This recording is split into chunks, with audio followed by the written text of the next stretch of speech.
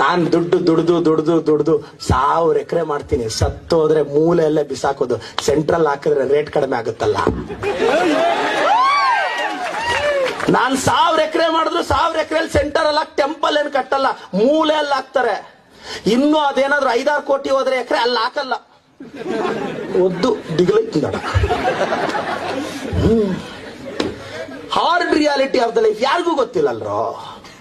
70, 80, 90 ವರ್ಷ ಬದುಕಿ ಸತ್ತೋಗ್ತೀವಿ.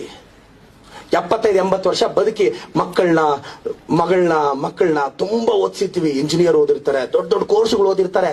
80-90 ವರ್ಷಕ್ಕೆ ಅಪ್ಪ ಸತ್ತೋದ್ರೆ ಮಗನೋ ಮಗಳು ಏನಂತಾರೆ, ಬಾಡಿ ಎಷ್ಟೊತ್ತಿಗೆ ಬರುತ್ತೆ ಅನ್ಸ್ತಾರೆ. 80-90 ವರ್ಷದ ಡ್ಯಾಡಿನ ನಿಮಿಷಗಳಲ್ಲಿ ಬಾಡಿ ಮಾಡಾಕ್ತಾರೆ. ಇದೇ ನಿಜ. ಅಪ್ಪ ಸತ್ತೋದಾಗ, ಅಮ್ಮ ಸತ್ತೋದಾಗ, ಕೊನೆಯದಾಗ ಅವ್ರಿಗೆ ಮಲಗಿರೋ ಹಾಸಿಗೆ ನನಗ್ ಬೇಕು.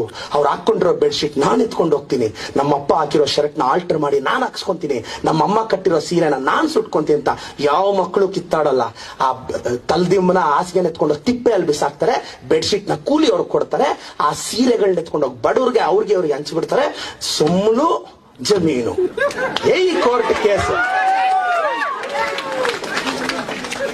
ಅದಕ್ಕೆ ಪಾಪ 80-90 ವರ್ಷ ಆ ಮನೆಯಲ್ಲ ಯಜಮಾನ ಆಯಮ್ಮ ದುಡ್ದು ಸತ್ತೋಗಿರ್ತಾರೆ.